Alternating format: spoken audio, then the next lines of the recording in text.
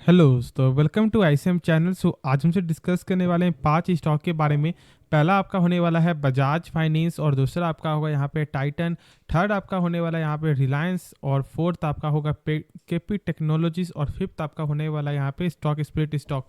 तो चलो यार, इस वीडियो को अंत तक देखना, लेकिन उससे पहले इस चैनल को सब्सक्राइब कर सकते हो और इस वीडियो को लाइक करना यदि आपको ये वीडियो पसंद आए। तो डिस्कस करते हैं पहले बजाज फाइनेंस के बारे में।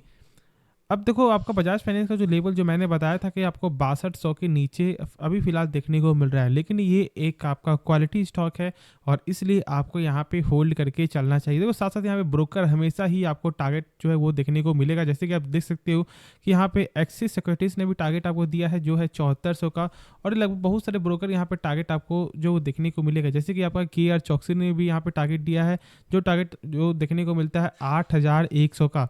और इसका वजह क्या है? इस कंपनी का जो है वो है आपका फंडामेंटल, जैसे कि एनपीए आपका हो गया, सीएआर आपका हो गया, सेल्स आपका लगातार बढ़ रहा है, आपका प्रॉफिट लगातार बढ़ रहा है, आपका एसेट जो है वो भी आपको लगातार बढ़ते हुए दिखाई दे रहा है, और इसलिए यहाँ पे ब्रोकर भी आपको बुलिश ही नज़र आ रहे हैं। ठीक है, अब मैंने बहुत सारे वीडियो मैंने आपको बताया हुआ है कि यहाँ पे एनपीए क्या होता है, लेकिन जो लोग नए देख रहे हैं मैं उनके लिए आपको बता दूं कि एनपीए का मतलब आपका होता है बैड लोन, यानी कि एक ऐसा लोन जो बैंक को कभी वापस मिलता ही नहीं। जैसे कि मान लो आपने बैंक से लोन लिया और आपने एक भी किस्त जो है पे नहीं किया है 3 महीने तक, ठीक है, तो बैंक को तो लगेगा कि उनका पैसा मिलना बहुत कम चांस है। और आरबीआई के अनुसार, ठीक है, आरबीआई के अनुसार यदि किसी भी फाइनेंशियल कंपनी का या फिर आपको बैंकिंग कंपनी का एनपीए 3% से आगे बढ़ता है, तो फिर उस स्टॉक का तो आपको हालत जो है वो खराब हो जाएगा। जैसे कि यदि आप चेक कर लो, यहाँ पे बंधन बैंक आपका जो स्टॉक लगभग 400 के ऊपर का स्टॉक था, और अभी यहाँ पे देख सकते हो कितना ज़्यादा प्रेशर देखने को मिला था। और उसकी वजह क्या था? आपका एनपीए, क्योंकि एनपीए लगभग 3% से ज़्यादा आपका जो है 2-3 क्वार्टर में बढ़ चुका था, और उसके कारण प्रेशर है। फिर आपका हुआ आरबीएल बैंक, ये दोनों स्टॉक में जो प्रेशर है ना, वो उसका वजह क्या है? एनपीए। तो इसलिए एनपीए बहुत ज़्यादा आपको यहाँ पे इंपॉर्टेंट रोल निभाता है। और इस स्टॉक का कितना एनपीए जानते हो? 0.41% आपका इस क्वार्टर में देखने को मिला है, और लगभग 3 क्वार्टर तक जो है आपको 0.51% के नीचे ही देखने को मिल रहा है। अब जो हम सब जानते हैं आपका एचडीएफसी बैंक, ठीक है, एक बेस्ट स्टॉक है, आप जानते हो। और उसकी वजह क्या है जानते हो? इस कंपनी का यहाँ पे, इस बैंक की कंपनी का यहाँ पे एक रिकॉर्ड है, 0.5% से ऊपर 10 साल में नहीं गया है। तो आप सोच सकते हो कि कितना बेस्ट कंपनी है, और इसलिए मैंने बोला कि किसी बैंकिंग और फाइनेंशियल कंपनी का सबसे इंपॉर्टेंट फंडामेंटल में से एक है एनपीए। अब ये जो आपका सीएआर है, उसका मतलब आपका होता है कैपिटल एडुकेसी रेशियो, यानी कि एक ऐसा रेशियो जो आपको ये बताता है कि बैकअप मनी कितना है आपके पास है, और बैकअप मनी कम से कम 9% होना चाहिए, और इसके पास 25% देखने को मिलता है, जो एक गजब का है। ठीक है, तो होप इसके बारे में समझ में आपको आ गया होगा। क्या करना है वो भी समझ में आ रहा है आपको। हर गिरावट में यहाँ पे आप जो एसआईपी करो, लेकिन यदि जो शॉर्ट टर्म के लिए यहाँ पे सोच रहे हो, तो जब तक 6200 के नीचे है तब तक इसका आपको जो टेक्निकल कमजोर देखने को मिलेगा, और जब उसके ऊपर जाएगा तो इसके बारे में आप शॉर्ट टर्म के लिए सोच सकते हो। लेकिन फॉर द लॉन्ग टर्म के लिए कभी भी इस स्टॉक को यहाँ पे धीरे धीरे करके आप एसआईपी के द्वारा बाई करो, यदि आपको लॉन्ग टर्म में इसका विजन वो देखने को मिलता है तो। और जानते हो, एक फाइनेंस कंपनी जो कभी बंद तो आपको हो नहीं सकता, क्योंकि लॉन्ग टर्म में देखो या आप यहाँ फ्यूचर में देखो, यहाँ पे फाइनेंस जो है ना वो हमेशा आगे बढ़ता ही दिखाई देगा। तो इसलिए इसके बारे में आप सोच सकते हो, लेकिन खुद से एक बार आप इसके बारे में जान लेना। तो चलो नेक्स्ट स्टॉक के बारे में डिस्कस करते हैं। तो हम सब बात करने वाले हैं अब टाइटन के बारे में। अब वो टाइटन में जो है लगभग 2% का आपको गेन देखने को मिला है। अब इसका प्राइस जो आपका 24 है, जो मैंने शुरू में कहा था कि इसका टेक्निकल कमजोर है, इसलिए क्योंकि लगभग 2600 से यहाँ पे नीचे स्टॉक आपको जो फिसल गया था, और इसलिए मैंने थोड़ा सा वेट करने का यहाँ पे सलाह दिया था। लेकिन फॉर द लॉन्ग टर्म के लिए इस स्टॉक को कभी भी बाई कर सकते हो। और साथ साथ इस कंपनी का यहाँ पे आपको बयान भी आते हुए दिखाई दे रहा था कि जो तनिक्स जो इनका जानते हो है ना, वो अब आपका एशिया के बाहर भी इस्टेब्लिश होगा। ठीक है, और साथ साथ यहाँ पे एशिया में बहुत सारे यहाँ पे, जैसे कि आप यदि आप चेक करोगे, आपका आपका यहाँ आपका बांग्लादेश आपका हो गया, ये सब में भी आपको यहाँ पे देखने को मिलेगा। तो इनका ऐसे क्या मानना था कि आपका जो इनका प्रॉफिट है, ठीक है, प्रॉफिट छोड़ो, इनका जो सेल्स है वो ईयर ऑन ईयर पे 1000 करोड़ का वो फर्क देखने को मिलेगा, यानी कि 1000 करोड़ ज़्यादा आपको सेल्स देखने को मिलेगा ईयर ऑन ईयर के बेसिस से। तो आप ये जो है सोच सकते हो कि लॉन्ग टर्म में कितना ज़्यादा आपको हेल्प करेगा। और इस स्टॉक में आपको कभी भी जो यहाँ पे लॉस में नहीं निकलना चाहिए। ठीक है, यदि गिरावट हो रहा है, यदि आपको लॉस हो रहा है, तो यदि आपके पास पैसा है तो यहाँ पे आप एसआईपी करो। ठीक है, लेकिन शॉर्ट टर्म के लिए अभी थोड़ा जो इसका मैं बोलूँगा आपको टेक्निकल कमजोर है, तो आप वेट कर सकते हो। लेकिन फॉर द लॉन्ग टर्म के लिए कभी भी इसके बारे में निश्चिंत होकर आप यहाँ पे बाई कर सकते हो। और उसकी वजह क्या जानते हो? इसका यहाँ पे अब आरओसी का मतलब क्या होता है, आपको रिटर्न ऑन कैपिटल एम्प्लॉयड। जैसे कि मान लो कंपनी जब अपने ऊपर 100 रुपया लगा रहा है, तो यही 100 रुपया कंपनी का कितना रुपया बन जाता है, तो इस कंपनी का 20% से ऊपर देखने को मिलता है, यानी कि 20%, यानी कि 120 रुपया बन जाता है, जो एक बेहतरीन नंबर है। और इसलिए मैं बोलूँगा जिस कंपनी का फंडामेंटल स्ट्रांग होता है उस कंपनी में आपको हमेशा जो इन्वेस्टेड आपको रहना है, यदि आपका लॉस हो रहा है उसके बाद भी। लेकिन आपका फॉर द विजन के लिए वो यहाँ पे एक अलग अलग आपका जो यहाँ पे मैटर करता है, लेकिन आपका एक अच्छा स्टॉक है ये, और इसके बारे में सोच सकते हैं। खुद से एक बार इसके बारे में जो डिसीजन ले लेना, खुद से एक बार इसके बारे में जान लेना। तो चलो फिर नेक्स्ट स्टॉक के बारे में डिस्कस करते हैं। तो अब हमसे डिस्कस करने वाले केपी टेक्नोलॉजीज के बारे में। और यदि आप चेक करोगे तो लगभग 1.5% तक यहाँ पे गिरावट देखने को मिला था, लेकिन ये एक ऐसा स्टॉक है जो अभी फिलहाल आपको लगातार आपका बढ़ते हुए दिखाई दे रहा है। और इसका वजह क्या है, इसका नंबर देख सकते हो कि आप इस कंपनी का जो सेल्स है आपका क्वार्टर भी आपका बढ़त देखने को मिला था, और आपका ईयर ऑन ईयर भी जो लगभग 622 करोड़ से बढ़कर आपका 917 करोड़ आपका हो चुका है। और मैंने बताया कि जो आप किसी भी कंपनी का जो सबसे आपका इंपॉर्टेंट जो आपका रोल होता है वो आपका होता है कि उसका लगातार सेल्स बढ़ रहा है या फिर नहीं बढ़ रहा है।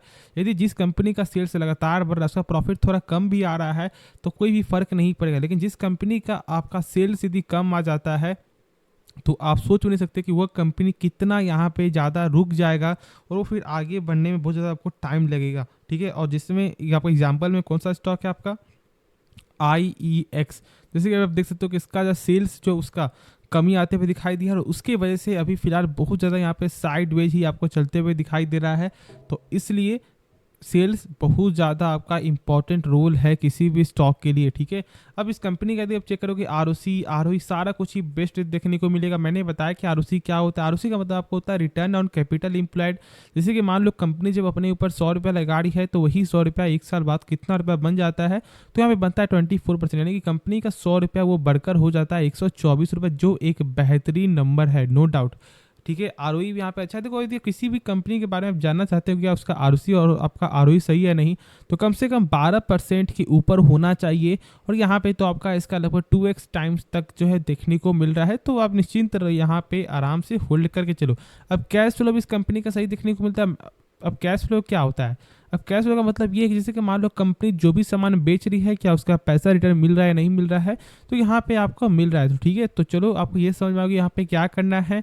अब एक चीज़ बता दूं कि क्या शॉर्ट टर्म के लिए बाई करना सही रहेगा, तो मैं अभी यही बोलूँगा थोड़ा सा वेट कर सकते हो। ठीक है, नहीं तो खुद से एक बार इसके बारे में सोचना। लेकिन फॉर द लॉन्ग टर्म के लिए अभी यदि बाई करने के लिए सोच रहे हो, तो आप 10%, ठीक है 20% ऐसे ऐसे करके यहाँ पे स्टॉक को बाई करना, जिससे आपका पोर्टफोलियो आपका स्ट्रांग हो जाएगा, और आपका एवरेज जो प्राइस है वो भी यहाँ पे एक सही प्राइस देखने को मिलेगा। ठीक है, तो चलो फिर नेक्स्ट स्टॉक के बारे में डिस्कस करते हैं। तो अब हमसे बात करते हैं आपका रिलायंस के बारे में।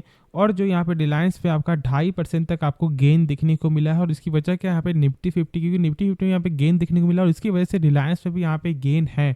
अब इस कंपनी के बारे में बात करें कि इसका नंबर कैसा देखने को मिलता है और इसका क्या फंडामेंटल है, तो पहले आप देख लो कि सेल्स, ठीक है, सेल्स यहाँ पे क्वार्टर थोड़ा कमी आते हुए दिखाई दे रहा है, और आपका ईयर ऑन ईयर पे एक अच्छा खासा गेन है। अब देखो मैंने आपको शुरू से ही बताया है कि आपका ये एक आपका यहाँ पे जो लोग मार्केट में तुरंत आए हुए हैं, ठीक है, जिनका आपका एक्सपीरियंस 1 साल से भी कम है या फिर 6 महीने से भी कम है, तो उनके पोर्टफोलियो में आपको रिलायंस ये शेयर जरूर होना चाहिए। और इसकी वजह क्या है जानते हो, क्योंकि ये एक ऐसा स्टॉक है जो आपको हर कुछ आपको सिखा देगा, यानी प्रॉफिट क्या है, पेशेंस क्या है, ठीक है, डर क्या है, सारा कुछ ही आपको समझ में आ जाएगा। और इसलिए मैं बोलता हूँ कि रिलायंस आपके पोर्टफोलियो में ज़रूर होना चाहिए, और इसके बारे में आप सोच सकते हो फॉर द लॉन्ग टर्म के लिए।